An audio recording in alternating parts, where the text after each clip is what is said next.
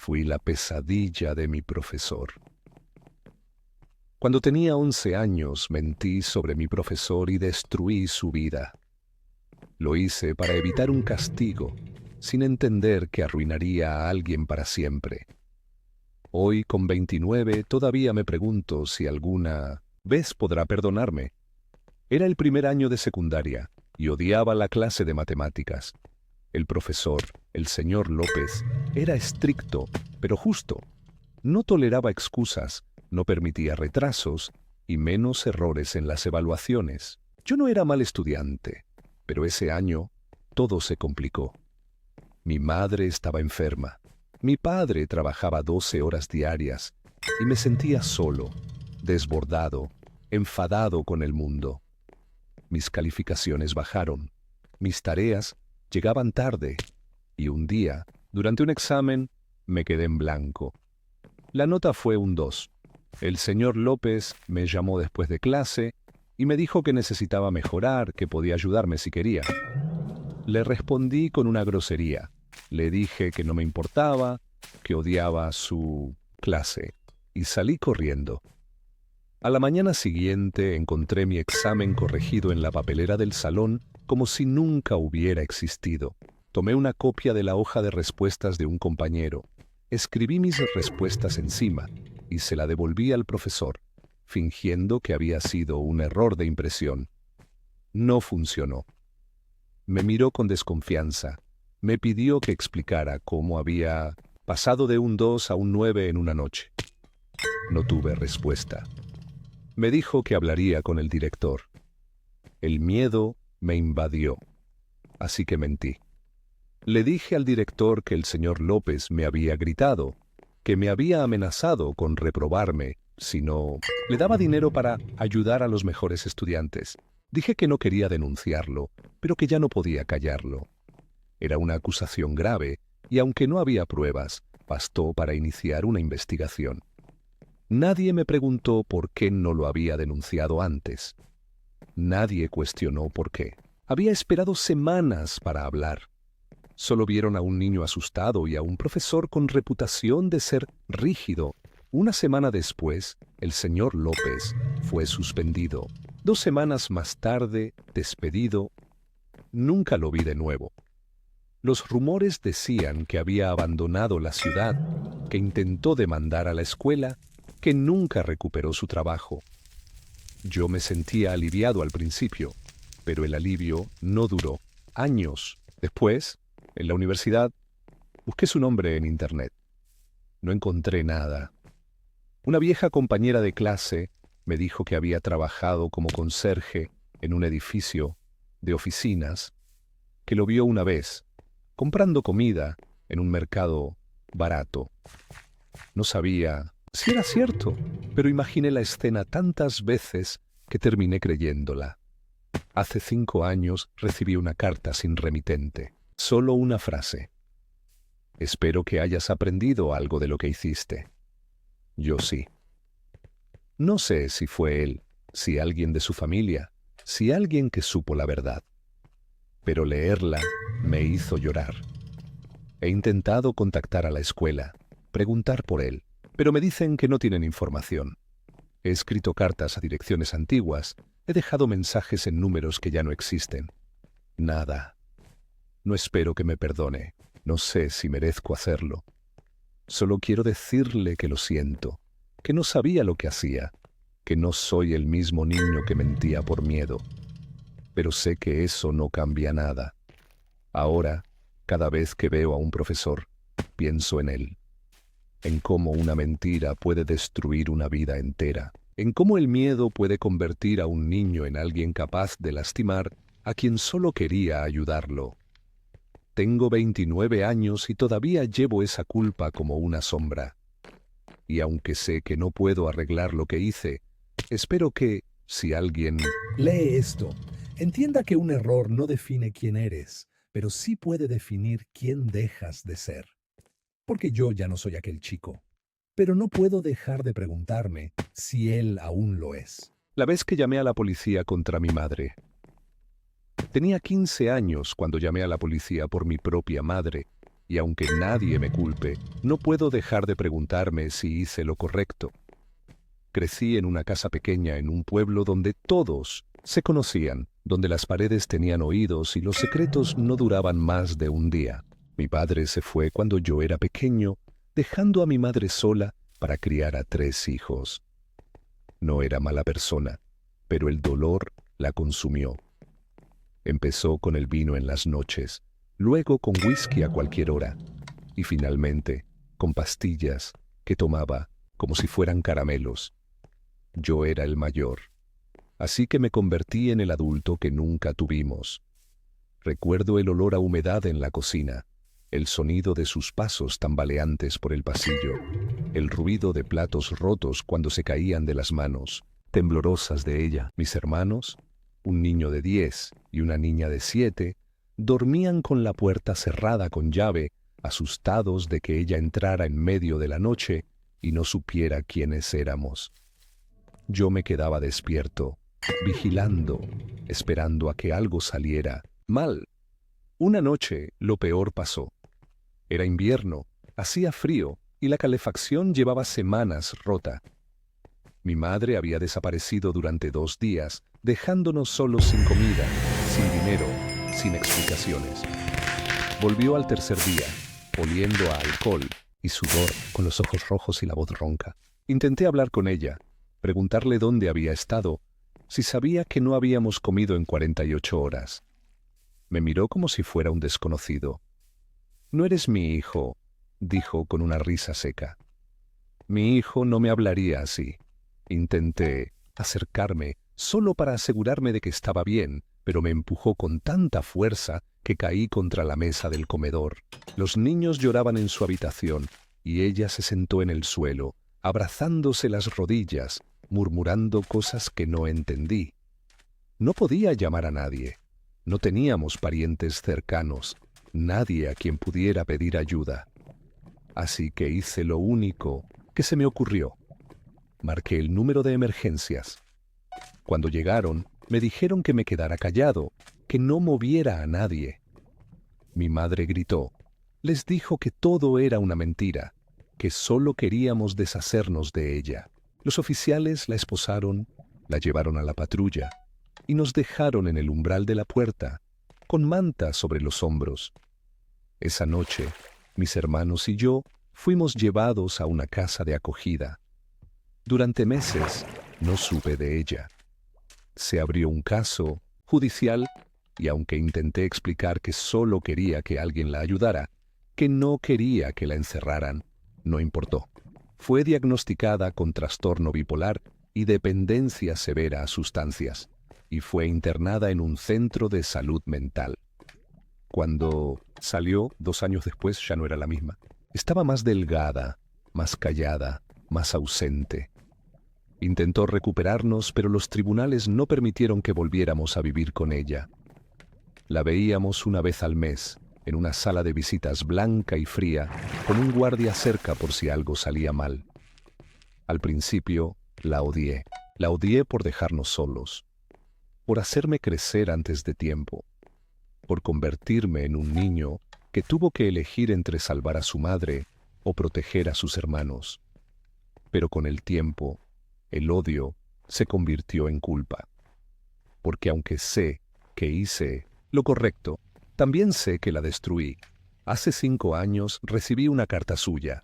No tenía dirección de retorno, solo una página escrita a mano. Lo siento, no merezco tu perdón, pero quiero que sepas que nunca dejé de quererte. No respondí. No sabía qué decir. Ahora tengo 28 y mis hermanos están bien. Tienen trabajos, familias, vidas que no incluyen los recuerdos que comparto con ellos. Yo no he podido borrarlos.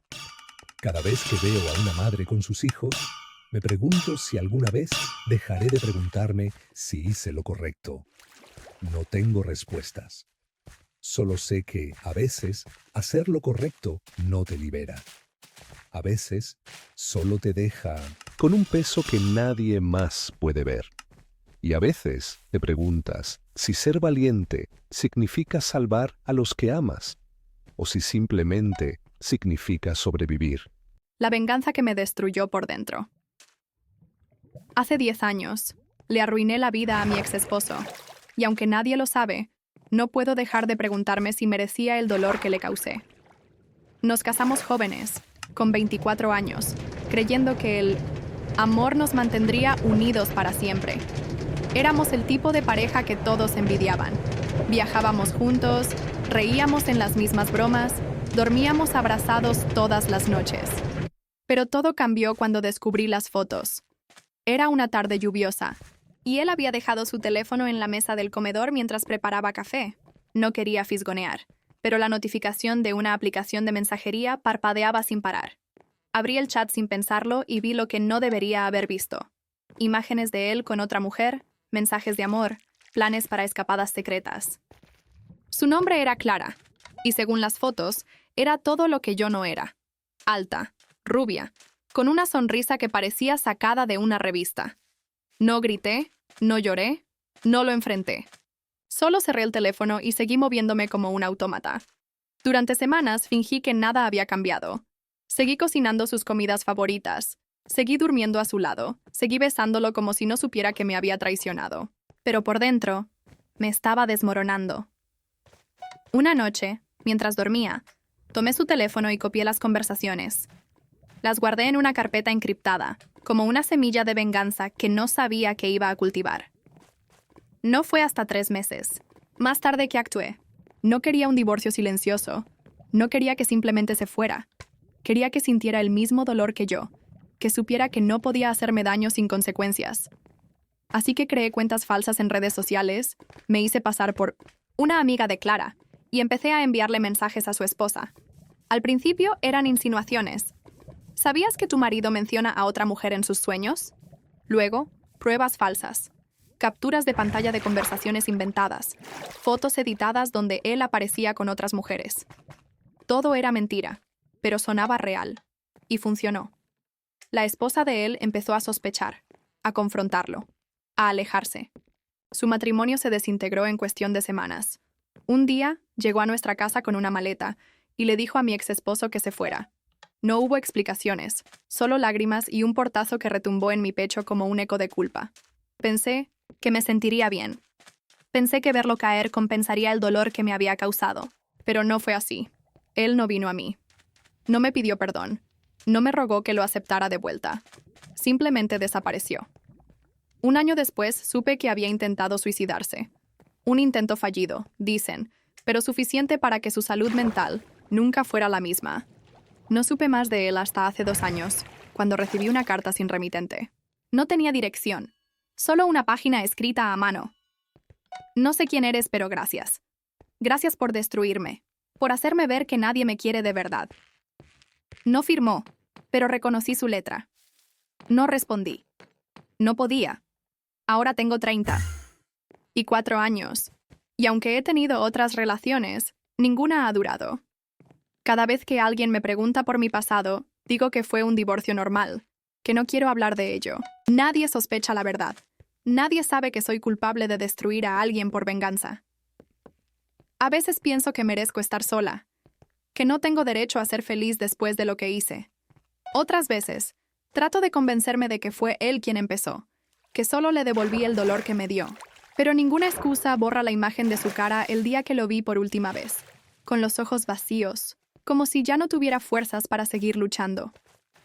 No sé si sigue vivo. No sé si alguna vez encontrará la paz.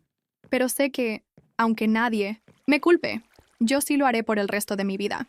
Porque a veces la venganza no es liberación. A veces solo te deja con un peso que nadie más puede ver. Y a veces te preguntas si, al destruir a alguien, no te destruiste a ti mismo también. El secreto que nunca le conté a mi hermana. Tenía 25 años cuando descubrí que el hombre con quien mi hermana se iba a casar había sido mi amante 3 años antes. Y aunque debería haberle dicho la verdad, callé. No por miedo, no por venganza, sino porque no pude soportar la idea de destruir su felicidad. Todo empezó en una fiesta de verano, donde las luces parpadeaban sobre el jardín lleno de risas y copas de vino. Mi hermana, Valeria, me presentó a Daniel con una sonrisa tan brillante que me cegó. Él es el amor de mi vida, Dijo, como si fuera una revelación divina. Yo asentí, le di la mano y sentí una punzada de reconocimiento que me dejó sin aliento. Lo había conocido antes. Claro que sí. Era el chico del que me había enamorado en secreto durante un verano loco, cuando ambos teníamos 22. Éramos vecinos entonces, y aunque no lo planeamos, terminamos en la misma cama una noche de lluvia, después de una conversación que se alargó demasiado. Fue intenso, apasionado y terminó de la peor manera. Él desapareció. Sin explicaciones, sin despedidas. Solo un mensaje de texto diciendo que no podía seguir conmigo. Y ahora estaba allí, de pie frente a mí, con el brazo pasado sobre los hombros de mi hermana, sonriendo como si nada hubiera pasado. No dormí esa noche. Me quedé dando vueltas en la cama, repitiendo la escena en mi cabeza. ¿Sabía ella que él había estado conmigo antes? ¿Él le había contado? ¿O todo era una coincidencia cruel, un cruce de caminos que no tenía explicación lógica? Al día siguiente, lo enfrenté. Estábamos solos en la terraza de la casa de mis padres, donde todos habían salido a caminar. Me miró, confundido al principio, pero luego entendió. Sus ojos se entrecerraron, su mandíbula se tensó. ¿Tú? Dijo en voz baja. Pensé que no volvería a verte, no le respondí. Solo lo miré, esperando que dijera algo, cualquier cosa que explicara por qué había aparecido en la vida de mi hermana. No sabía que era tu hermana, añadió. No hasta que la conocí. Mi corazón se detuvo. ¿Qué estás diciendo? Cuando nos conocimos, no me dijiste cómo te llamabas. No sabía que tu hermana existía, hasta esa noche, hasta que me la presentaste. Sentí como si me hubieran golpeado. No era una conspiración, no era una venganza. Era casualidad, pura y simple. Una de esas cosas que suenan como una novela barata, pero que pasan de verdad. No le digas nada, me pidió. Te juro que no sabía. Pensé en hacerlo. Pensé en correr hacia Valeria y contarle todo, decirle que el hombre que amaba había estado conmigo antes, que no era tan perfecto como creía. Pero no pude, porque lo vi en sus ojos. Daniel la amaba. De verdad. No era una farsa, no era un juego. ¿Y Valeria? Ella lo miraba con esa confianza ciega que solo tienen los enamorados, esa que no tiene espacio para dudas o miedos. Así que mentí. Le dije que no sabía por qué había aparecido en su vida, que tal vez era destino. Sonreí cuando anunciaron su compromiso. Aplaudí cuando planearon la boda. Y guardé el secreto más oscuro que he tenido en mi vida. Durante años fingí. Fui la hermana orgullosa, la madrina de honor, la confidente de bodas. Nunca lo miré, demasiado tiempo. Nunca estuve a solas con él. Nunca dejé que nadie sospechara. Pero cada vez que lo veía, recordaba su piel contra la mía, sus manos en mi cuerpo, su voz susurrándome cosas que nunca le diría a otra persona. La boda fue perfecta. Valeria radiante, Daniel nervioso, y yo sonriendo como si fuera feliz por ellos. Un año después, tuvieron a su primer hijo, un niño. Y cuando lo sostuve en mis brazos, me pregunté si un día sabría la verdad. Si algún día alguien desenterraría ese secreto que tanto trabajo me costó enterrar. Hoy, con 32 años, todavía no se lo he contado a nadie. Ni siquiera a él. Porque sé que no tiene sentido. No cambiaría nada. Valeria lo amaría de todas formas. Y yo seguiría llevando esta culpa como una sombra que nunca se va. A veces, en la oscuridad de la noche, me pregunto si hice lo correcto. Si callar fue lo mejor, o si simplemente tuve miedo de enfrentar la verdad. Pero más que eso, me pregunto si el amor puede ser verdadero si se construye sobre un secreto que nadie conoce. Porque aunque nadie lo sepa, aunque nadie lo sospeche, yo sí, y cada vez que veo a mi hermana abrazar a su esposo, no puedo evitar pensar. Yo estuve allí primero. Yo lo amé antes de que él la amara a ella. Y aunque no tengo derecho a sentirme así, a veces siento que perdí algo que nunca supe que tenía.